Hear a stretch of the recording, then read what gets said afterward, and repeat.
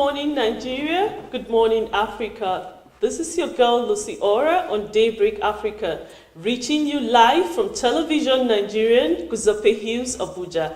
Joining me on the program this morning, it's my colleague, Sandra Guana. Good morning, Lucy. Good morning, Good Sandra. morning, Nigeria. Good morning, Africa. Welcome to your Daybreak breakfast show, where we look at stories ranging from entertainment, sports, business.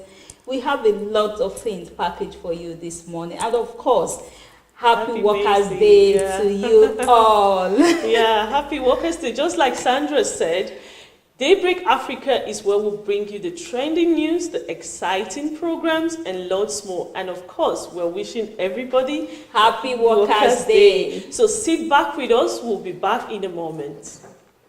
The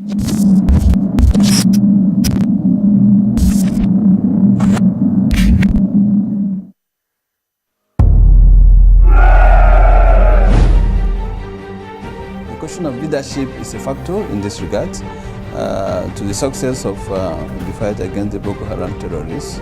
And then you look at also the factor of morale.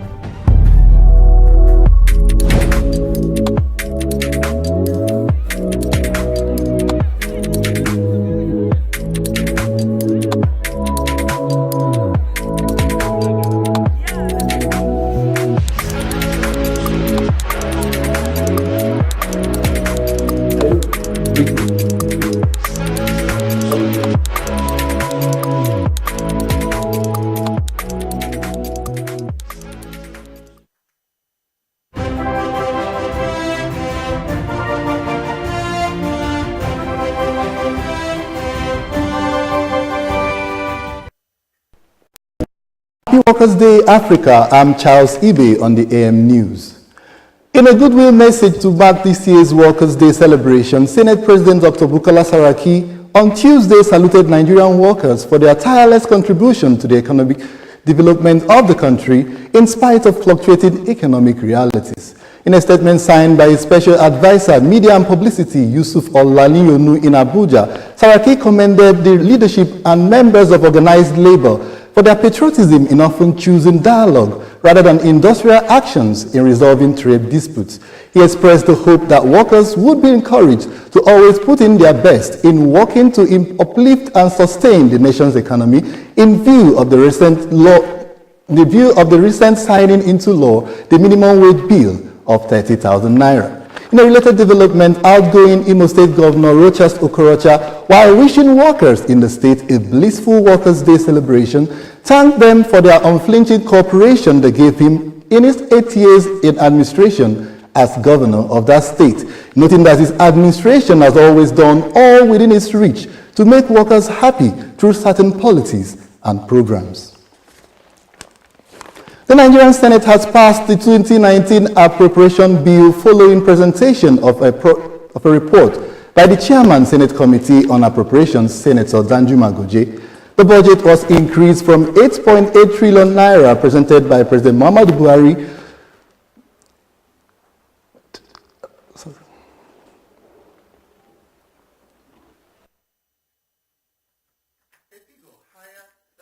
having thoroughly examined the reports. So Goje said that the need to provide for the severance benefits of the outgoing lawmakers, their aides, provision for the National Assembly Orientation Program, elections and other accounted for the 86 billion naira increase. Recommendations of the subcommittees and inputs received from the public at the National Budget public hearing, the committee hereby recommend that the Senate do consider and approve a bill for an act to authorize the issue from the Consolidated Revenue Fund of the Federation the total sum of 8,906,964,000,000.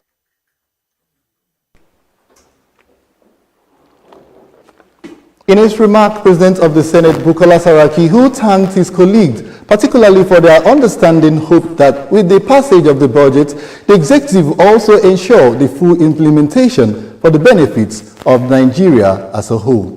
Act to authorize the issue from the Consolidated Revenue Fund of the Federation of the total sum of 8,916,964,099,373 naira only, of which 502,058,892,965 naira only is for statutory transfers. 2,254,014,113,092 naira. The Nigerian Senate has directed its Committee on Youth and Sports to investigate the appointment of Brigadier General S. Ibrahim as the new Director General of the National Youth Service Corps, NYSC, by the Chief of Army Staff against the provision of the Agency Act. This was sequel to a point of order moved by Senator Dino Melaye during Tuesday's plenary, arguing that Ibrahim's posting as the new NYSC DG was illegally done, as the Army has not the power to appoint Director General for the NYSC. The upper chamber also argued that the Nigerian Army violated the law in appointment of the NYSC DG, saying that such powers is exclusive to the President and Commander-in-Chief of the Nigerian Armed Forces, as provided for in the NYSC Act, which is the Schemes Enabling Act. Mr. President, the Armed Forces Act did not in any way empower any other person to appoint the Director General of NYSC other than the President of the Federal Republic of Nigeria. The Senate is also aware that previous Director Generals of the NYSC, including the immediate past DG, was appointed by President Muhammadu Buhari and former presidents of this country. Nigeria is not a banana republic, and we should not allow a constitutional country that is governed by laws and... The Minister for Works, Power and Housing, Babatunde Raji Fashola, on Tuesday dismissed insinuations that Nigeria has 2 million housing deficit, while addressing reporters in Ilori, the Kwara State capital, at the end of a capacity building workshop for federal controllers of lands and housing. The minister stated that though Nigeria has housing challenges, the challenges is universal. Fashola further stated that the ministry had removed the mandatory 10% equity contributions before assessment of loans from the National Housing Funds, and further revealed that the government has started a national housing program with the idea to design a product that can be acceptable and affordable to Nigerians. That's the AM News on Daybreak Africa. I am Charles Ibe. Daybreak News continues shortly.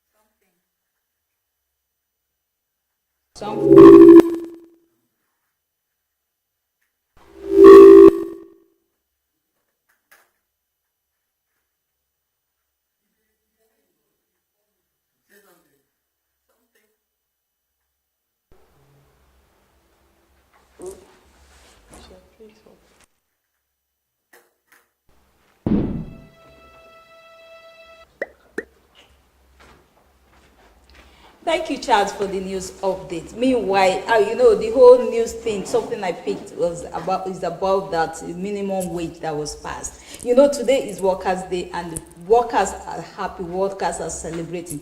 Meanwhile, the state government are complaining that they don't know how they are going to pay this bill. They don't know how they are going to pay when the 80,000 naira was difficult for them to pay. What do you how expect, are they going Sandra? about it? Yeah, once it's money in Nigeria, everybody complains.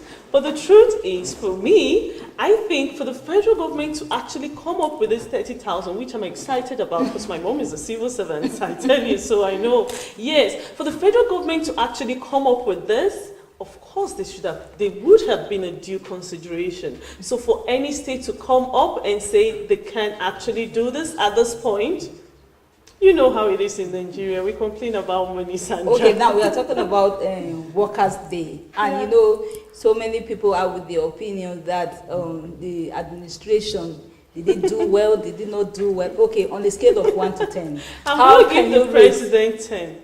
You know why I'm going to do that? Because it passed the 30,000 minimum wage or what? If you're actually growing up in a family where it's, you know, basically minimum wage that feeds everybody, takes you to the school, you know what this has done for Nigerians. So it's actually something to applaud the government about. You know, the people on the streets, the real Nigerians are happy about this, and I hope the state governments, they actually join in getting this done. I'm happy about it too. Now let's go to the news across the world, across Africa, and find out what is happening in our African countries.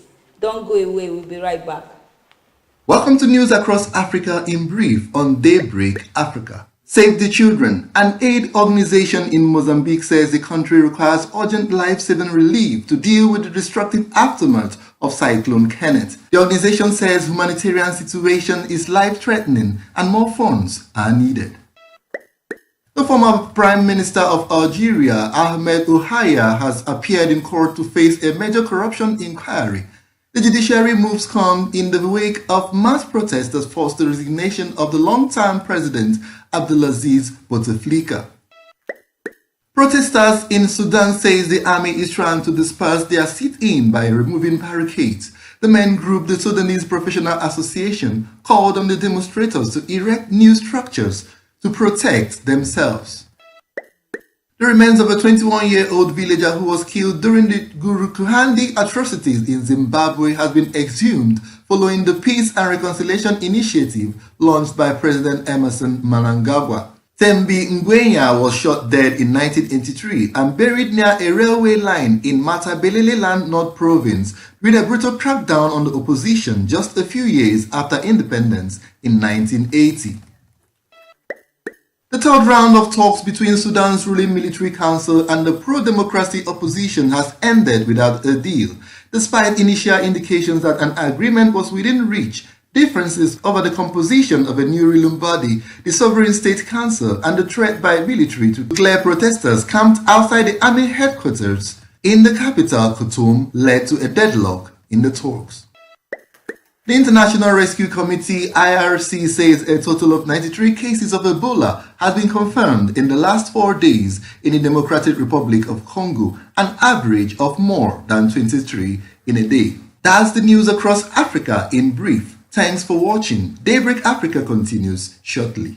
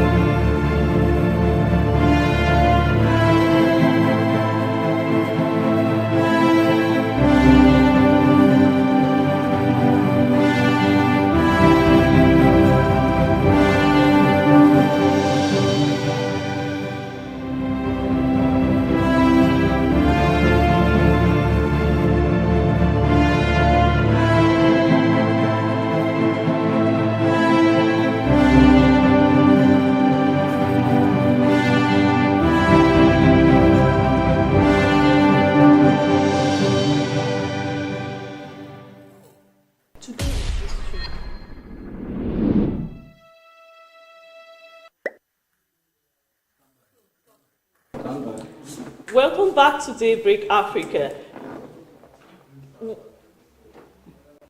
Welcome back. And right now we are going to go to a very interesting segment I like very much. That one talks about our health. It talks about the kind of food that we need to take in, because we have food, we eat food for different reasons. People eat food for different reasons. Some people want to add weight, some people want to shave the weight. So now let's go to Diane to tell us what she has for us.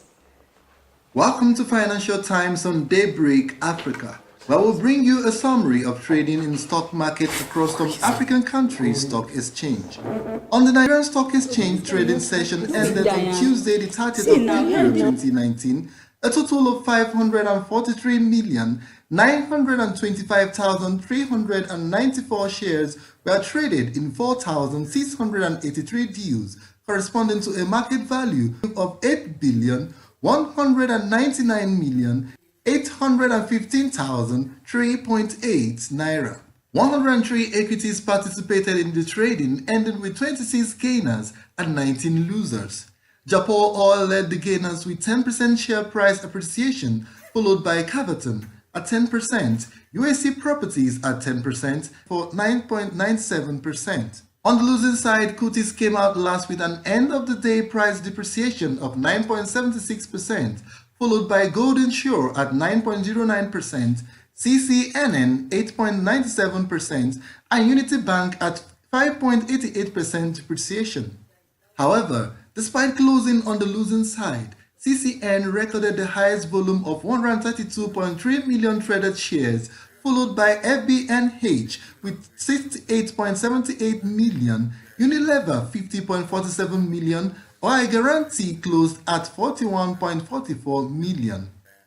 On the performance NSE market indices, the benchmark NSE All Shares Index declined 361.32 points to close at 29,159.74, representing a 1-week loss of 3.05%, a 4-week loss of 6.06%, and an overall year-to-date loss of 7.22%.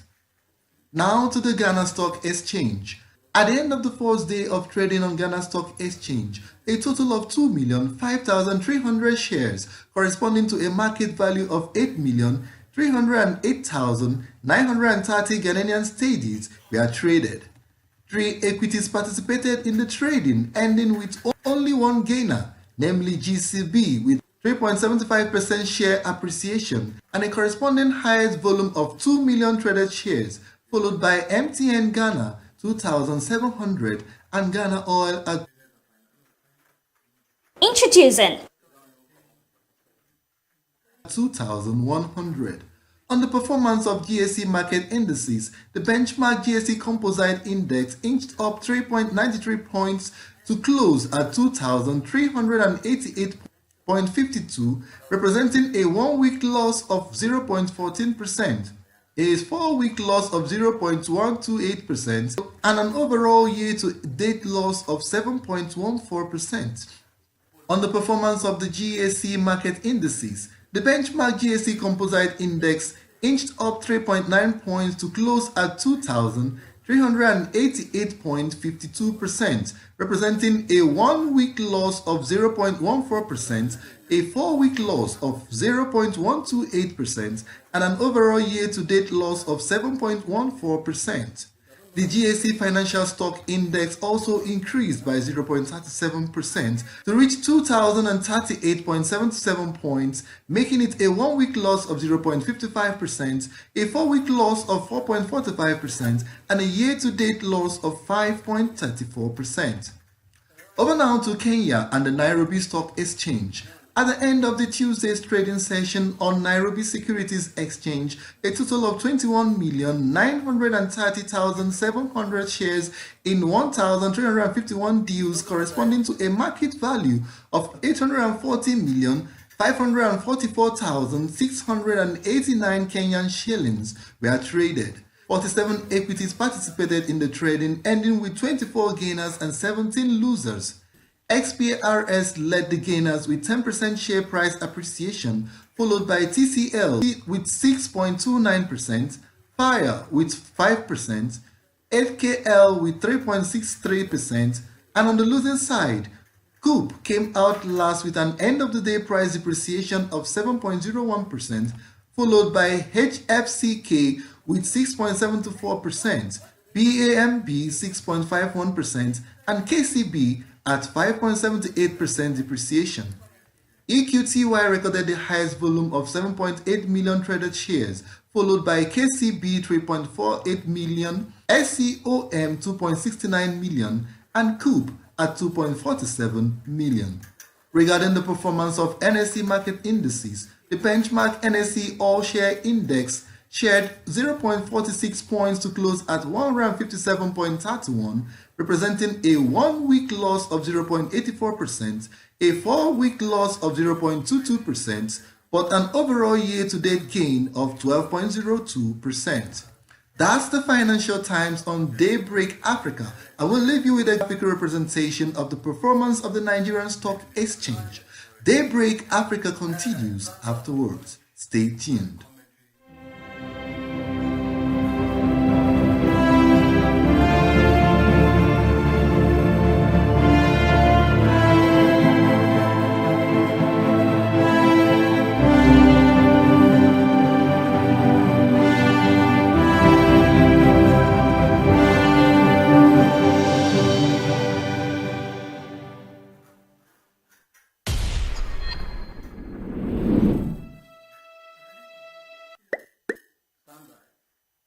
Introducing Natch Concert, Africa's #1 satellite communication company, dedicated to providing the platform for TV station operators to broadcast favorite programs, news and events, with state-of-the-art broadcast equipment of non-stop in-programming transmitted through over 34 countries across Africa, Europe and the entire globe.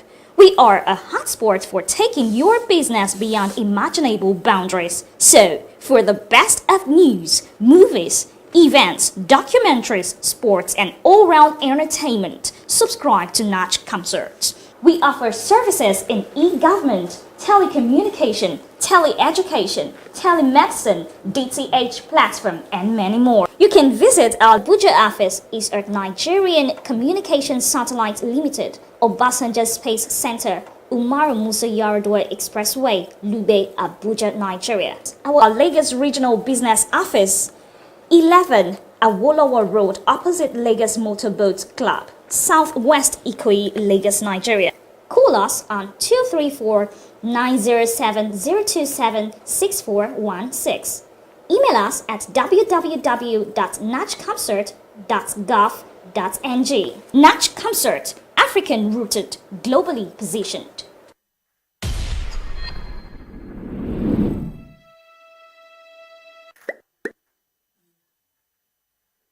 Welcome back to Daybreak Africa. Sorry about that mistake. It was just the Financial Times that just came in, so we had a little bit of issues on the health programs. So we go straight to the next program we have for the day. Of course, today we're talking about Workers' Day, May 1st. That is what is on everyone's lips. Now we have this packaged documentary for you to see what is happening on this day.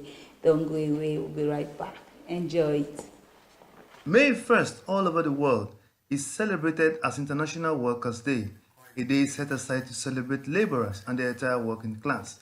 Nigeria is not left out in this celebration, as the federal government has already declared Wednesday, 1st of May 2019, a public holiday to commemorate the day.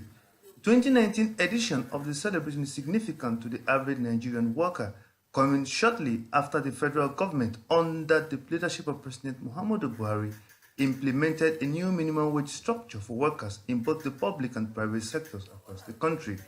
This, however, was not delivered on a platter of gold, as it is a product of series of appeals, consultations, and even strikes by the organized labor to draw the attention of the federal government. A need to improve the living standard of workers across the country. Nigeria in recent times has been grappling with harsh economic realities occasioned by a drastic drop in global oil prices and the massive corruption that characterized governance since the return to democracy in 1999, leading to a drop in the standard of living of most Nigerian workers. With the attending exorbitant hike in prices of commodities in the market, high cost of transportation, increase in school fees, house rent, and others, the average Nigerian worker was left in a state of penury and lack, which led to a high rate of corruption in the public sector. With the increase of the national minimum wage from a meager 18,000 a month to 30,000, one would say the federal government of Nigeria has attended to the plight of the Nigerian worker. However, some schools of thought are of the view that the 30,000 minimum wage would do nothing to ameliorate the plight of the Nigerian worker, because of the drastic increase in price of goods and services across the country.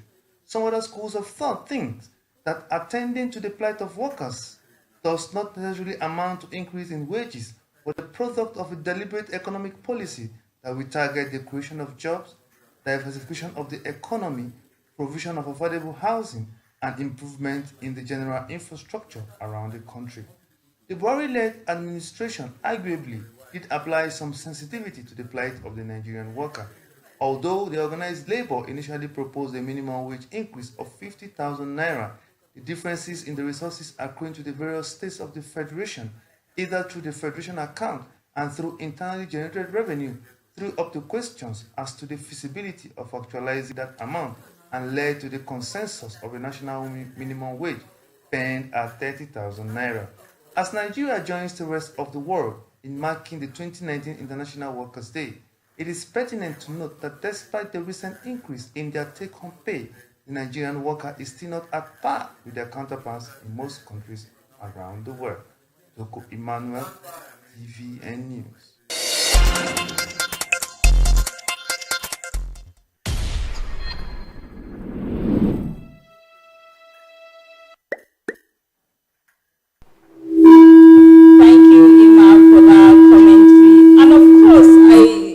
That this, for me, the 30,000 naira is the step forward for our workers to be happy. Yeah. But the school of thought that said the 30,000 naira will not do nothing because of the hardship that we are going through. I bet the other one said, of course, the only thing that the government should do is to increase the infrastructural level of the economy and other things. You know what I think? Looking at the way we are in Nigeria, I feel we have to take it a step at a time. Remember, before the increment of salary, there was a recession, and people survived without the 30,000. So I feel as much as the government is trying to get these things done, we should also, join the government. It might not be enough. Even if you say 50,000 today, it might not be enough. But what do? We take the baby steps into making Nigeria a great place. Change begins with you. Thank you. What do you think you can do to improve our economy? Exactly. Okay, right now, let's go to the next segment. We are going to log into Uchechi to tell us what is happening in the life. Take them off. These guys are going.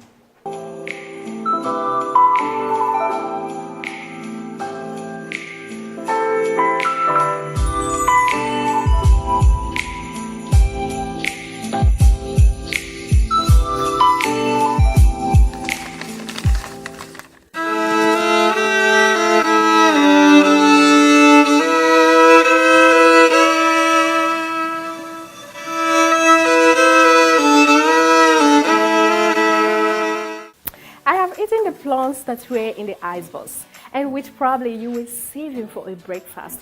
Forgive me, they were so delicious, so sweet, but it was very cold. Wow, you may just be wondering what I was doing. I just recited a poem, as poetry is what I am bringing to you today on this episode of Ask, Life and Style. We will continue after this break.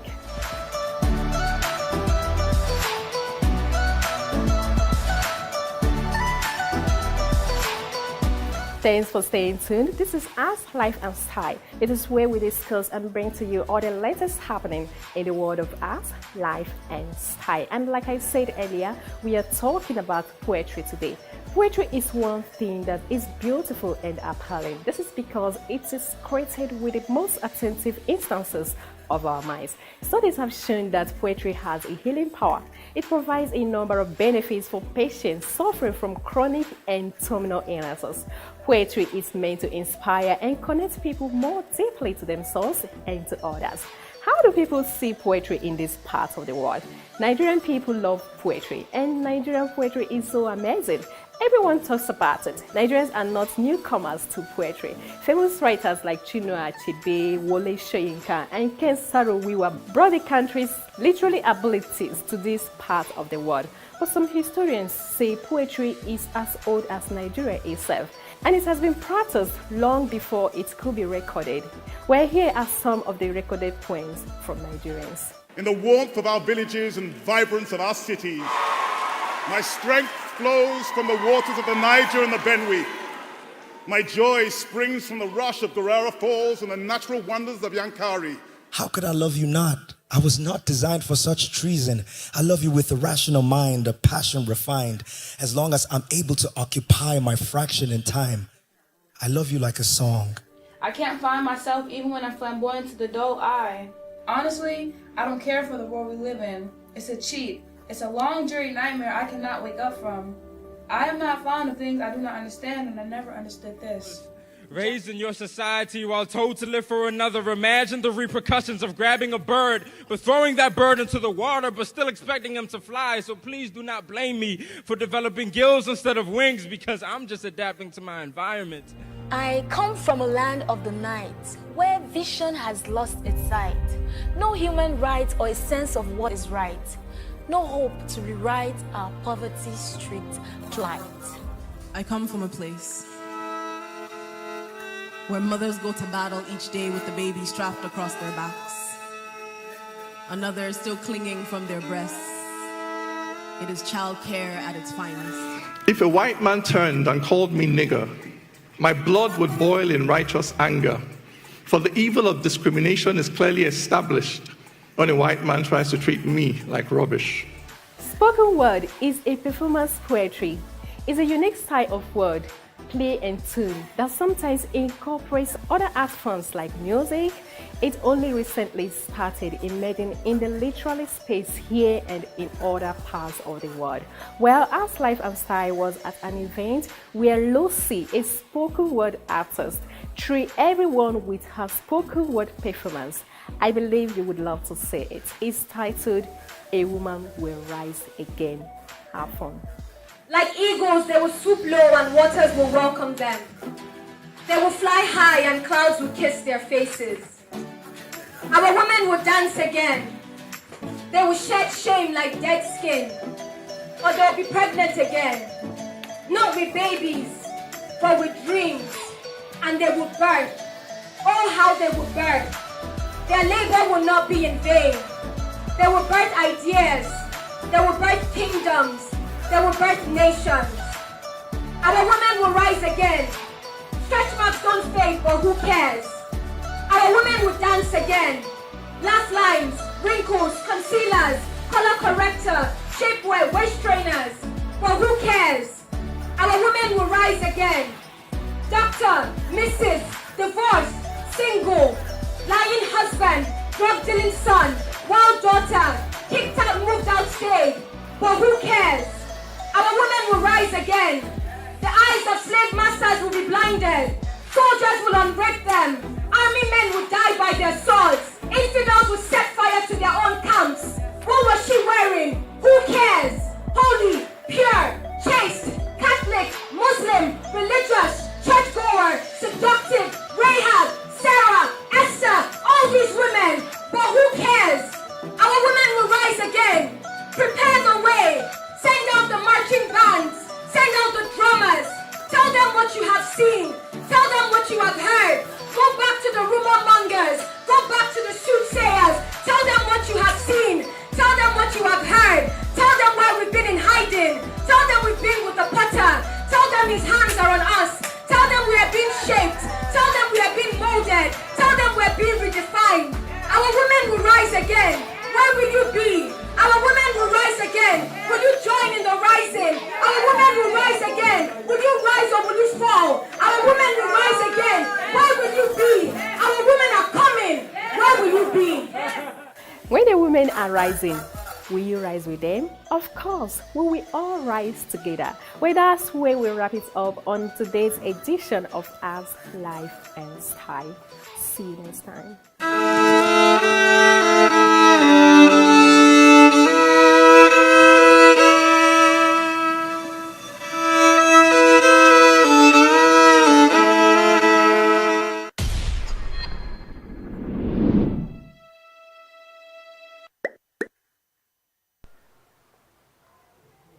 Welcome back to Daybreak Africa. just like we were saying earlier, today is Workers' Day. Happy Workers' Day once more. And, you know, as we talk about Workers' Day, we also talk about the people that are unemployed in our society, especially in Nigeria. And, you know, the youths, we have about 80-70% of unemployed youth. Yes, and you know, as much as you talk so much about the Workers' Day, if you don't talk about the unemployment, you have not started. You've not, you know, of course you're celebrating the workers. What about the youths that are ready to work, but we are unemployed? Let's go back and see the special report on unemployment in Nigeria. Celebrated every 12th day in August, the United Nations International Youth Day aims to provide ways to engage youths around the world to become more actively involved in making positive contributions to their communities. While the world celebrates the energy, vivacity, and the hope for the future which the youth symbolizes, it is a time to once again draw attention to the conditions and challenges facing the Nigerian youth. As a nation, we've not done enough to encourage the Nigerian youth. We've not created enough environment for them to thrive and showcase their talent in a way that will benefit our country. The system we have created has made it difficult for the young men in Nigeria and women to assert themselves. The youth, they are even confused. They are confused, they have been brainwashed, they have been misdirected, they have been abused, and it is disheartening. Thriving in a generation that pays little or no attention to its developmental needs, the average Nigerian youth, unlike his counterpart in other climes, virtually has to struggle his way through the courses of life, and almost always wakes up to the realization that after all, the basic things in life, such as food, shelter, and clothing, might just be a purvey for a privileged few. You go to school, after schooling for years, and you come out, there's no job. And they will be advising you, you have to be self-employed. Yes, it's good to be self-employed. But will all of us be self-employed? When you say, okay, let you go and look for white-collar job, the jobs are not there. When you go to the ministries, you can't get there. They'll tell you one or two stories. Even when there's opportunity for it. All these ministers, all these directors, they will tell you, say, this person bring leaks, bring names, bring this. This is not, we can't continue like this. Several reports put Nigeria's unemployment rate at about 24% in 2014. And given the fact that about 60% of Nigeria's population are youth, it goes to say that about 64 million Nigerian youths are unemployed. Analysts, however, are of the view that an enabling environment with the provision of the right infrastructure might go a long way in easing the youth unemployment situation. When government struggle to say they will provide job for all Nigerian youth, it's impossible. It's not done anywhere in the world. What government should do is to create an enabling environment, a conducive environment that will be adequate enough to provide all the necessary things for the Nigerian youth to showcase itself. There has to be an institution, that takes up the responsibility of retooling the product, the individuals, the human capital that the universities are chunking out. That way they'll be able to identify who is what and who doesn't have what it takes. Today, you can't even count the number of graduates that are in Nigeria, and the large chunk of them are youths. Therefore, expand the system to accommodate the youth you have trained. So government must deliberately create policies, do policies that will encourage youth to participate, because no government, I repeat, no government in the world can provide youth employment for all its youth. Given the fact that many Nigerian youths have, through the harsh economic realities, excelled in many fields of endeavor, such as sports, music, arts, and science, the Youth Day celebration may provide an opportunity for the individual youth to reevaluate his potentials and to try to carve a niche for himself in betterment of his environment and the society. Every youth should, harness his or her potentials,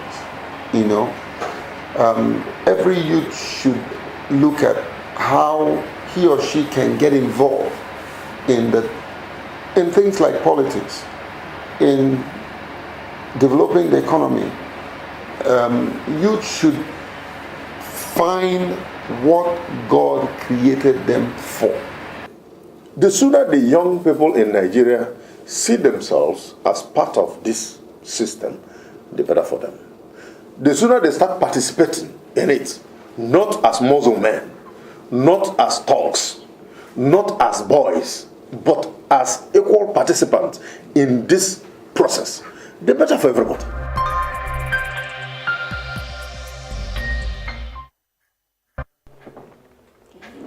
Thank you very much, Charles, for that report. Sometimes I feel that it is very difficult to be a youth in Nigeria. But then, when I now look at that, I still look at the angle that some of the youths are really making it in our system. So even the government should try as much as possible to provide an enabling environment for the youth to do better. Yeah, of course, because in Nigeria, I believe the youth, are the leaders of tomorrow. Of course, definitely.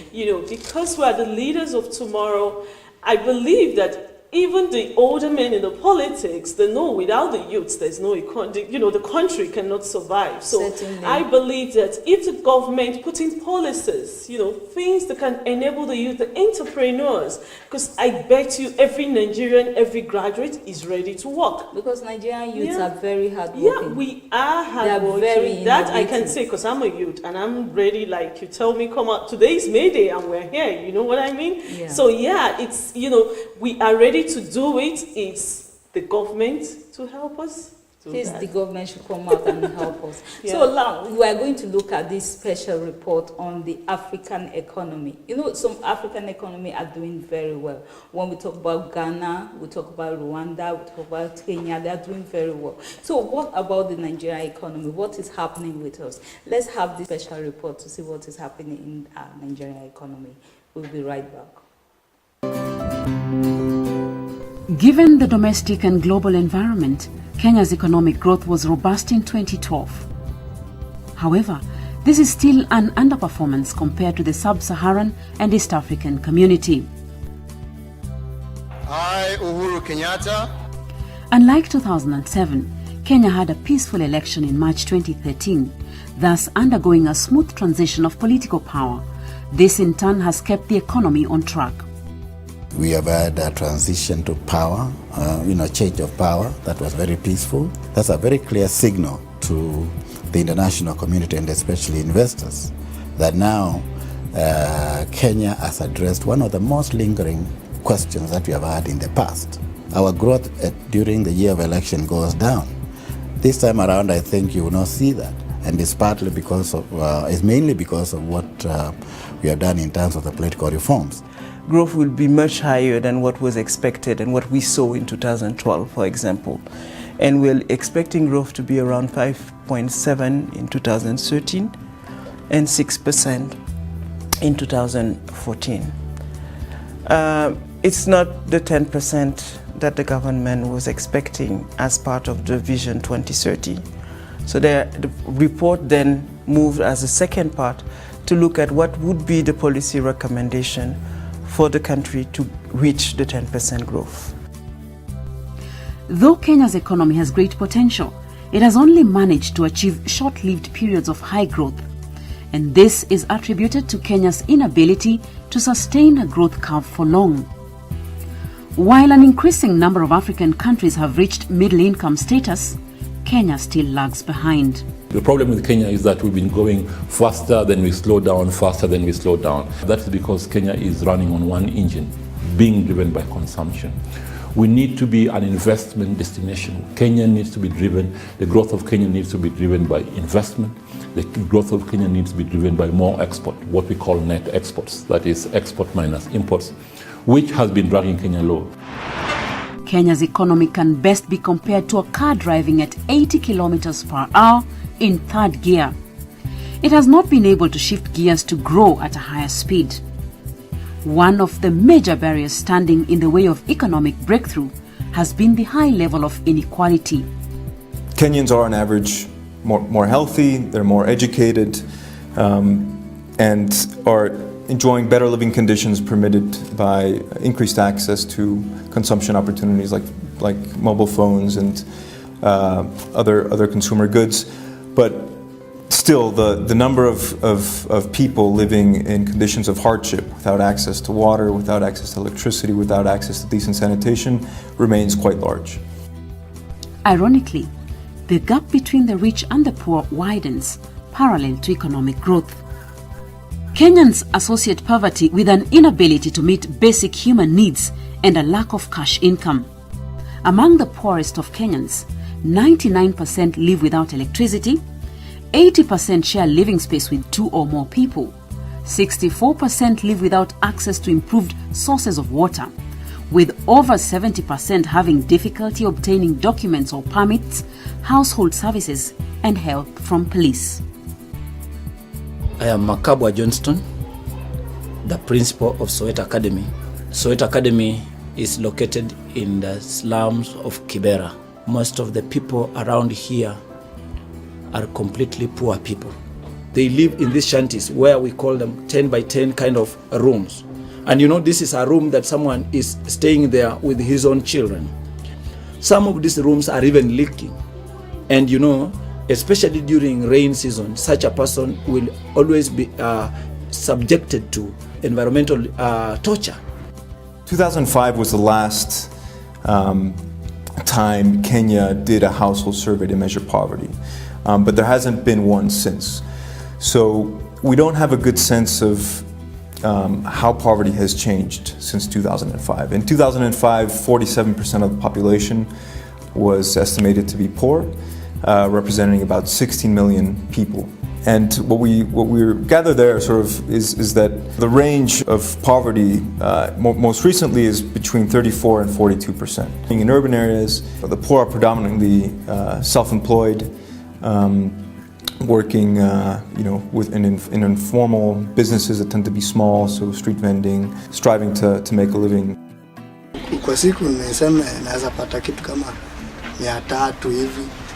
Ni hali ya kujikakamua, lakini si vizuri vile, sababu labda utapata kazi ya pesa, kisa hizi tunatumia ile ya unapata na unakula, lakini sasa ile mambo zingine inakuwa ni vigumu sana kuyatekeleza.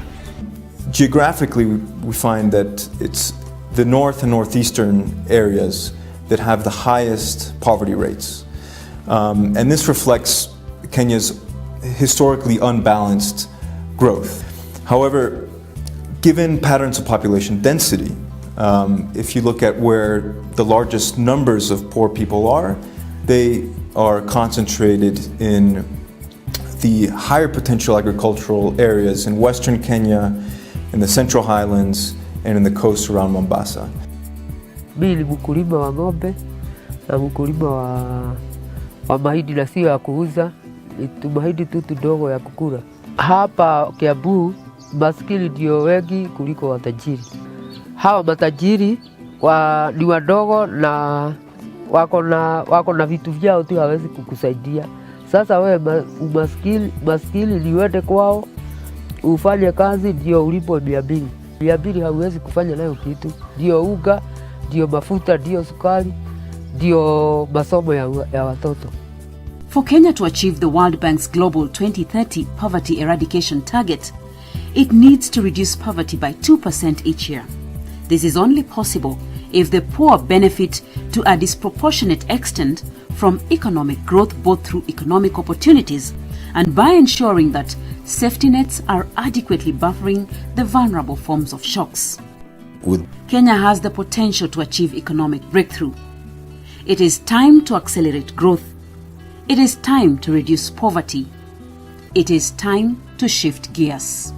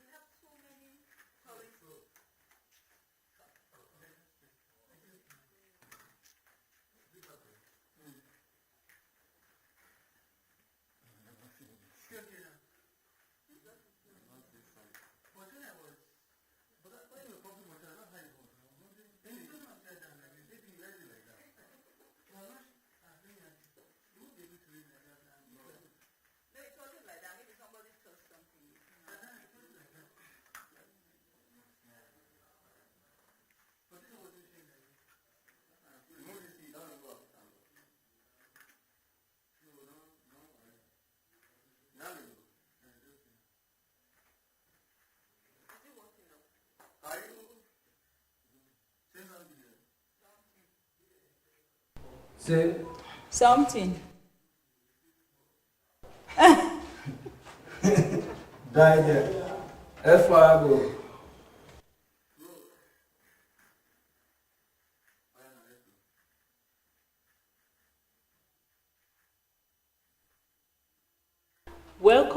Welcome back. That's a very interesting update on Kenyan economy. Yeah. So it takes me back to what are we doing in Nigeria? How we, because I feel everybody talks about oil. Oil. Although they talk about agriculture too, but what about the tourist angle of the Nigerian economy? Nobody's talking about, because I know so many countries, that is the basic things, like Kenya, that is what they use in making 70% of their economy. Of course, yeah, I see. And in Nigeria, we have a lot and lots of beautiful cultures, being a country with lots of ethnic groups. I feel that lots of things we can offer in tourism, that could, bring out Nigeria. We are not just utilizing them well. The federal government will have to do things that will invite foreigners to come to our country, to come and see our potentials, to come and see the things that we have to offer, so that by so doing, it will increase our economy. Yeah, that's true. Okay, that takes us to the next program. We're going to be getting to Emmanuel on the thoughts for today after this short break.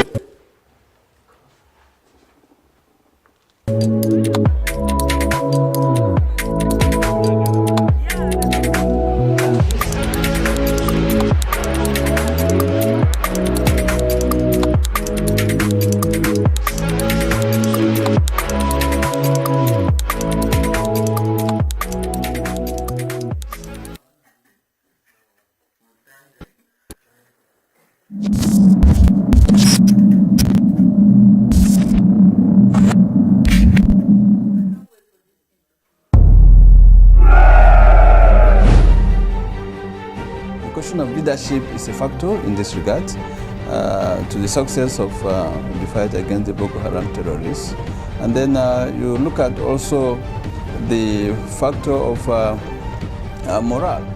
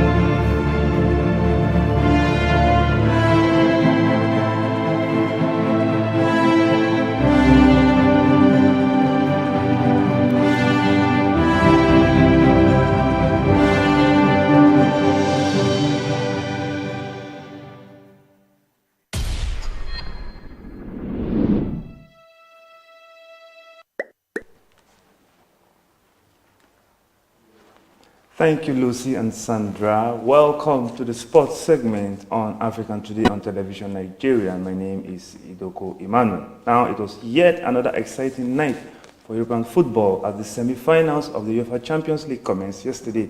Now, Ajax of Amsterdam shocked most football fans as they stole a very crucial away win against Tottenham in England, and Mauricio Pochettino took the blame for Tottenham's 1-0 Champions League semi-final defeat against Ajax after admitting he used wrong tactics. I wonder why he did that.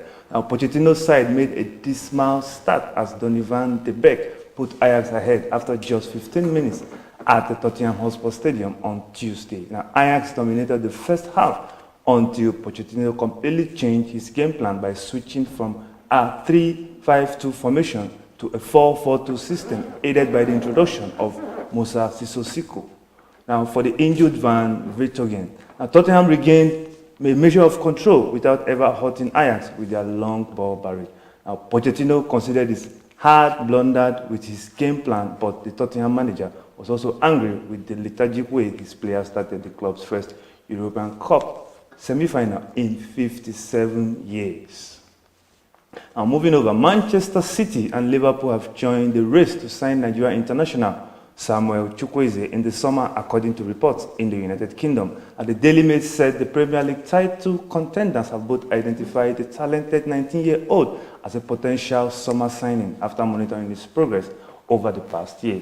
This season, Chukwueze has been one of the revelations, not just in La Liga, but in European football, scoring 8 goals in 36 matches for Villarreal's first team, although the winger is valued at the region of 60 million euros by the Yellow Submarine. The transfer fee shouldn't be a problem for the top English clubs due to their financial might. The 19-year-old has been included in Nigeria's provisional squad list for the 2019 FIFA Under-20 World Cup, but it remains to be seen if he will report for international duty, as he also wants to represent the Super Eagles at the African Cup of Nations. Now, in a very controversial decision, the Nigerian Football Federation has appointed former Eagles captain Austin J.J. Okocha and Nwankwo Kanu, as well as former star winger Tijani Babangida, as scouts and motivational figures for Nigeria's campaign at the 22nd African Cup of Nations taking place in Egypt this summer. According to NFF General Secretary Dr. Muhammadu Sanusi, the 3 legends will monitor the activities of the Super Eagles opponents leading to the finals in Egypt and report to the technical advisor, Kenneth, and will continue their assignment in Egypt during the championship. Okocha was a key member of the much-fancied golden generation, which qualified Nigeria for their first FIFA World Cup finals, won the African Cup of Nations for the first time on away soil, and impressed in reaching the round of 16 at Nigeria's debut in the World Cup. Now, you might wonder why I say it's a controversial decision, because the Super Eagles coach Kenneth Rowe has said the players he has in his stock now are the players he's going to take to the World Cup. Now, for this NFF to come out and say they are looking for more scouts, I don't know how that's going to pan out. Offering technical advice, fine. But injecting new players into the team, well, I don't know how that will happen without putting them at loggerheads with the coach. Now, that is the much we have for you on the sports segment on TVN Daybreak Africa. I am Idoko Emmanuel. Happy Workers' Day to all Nigerian workers and workers from around the world. Thank you, Emmanuel, for that, for that sports report. This brings us to the end of this program. Thank you for joining us on this segment of Daybreak Africa. Do not forget, you can leave your comments and follow us on our Twitter handle at TVN Nigerian, or you can follow us on Instagram at TVN News, at tvn.news. Also, you can join us on Facebook at www.facebook.com/television Nigerian. I remain your girl, Lucy Ora. Thank you so much for staying tuned. Till next time, I am Sandra Guram. See you tomorrow. Bye.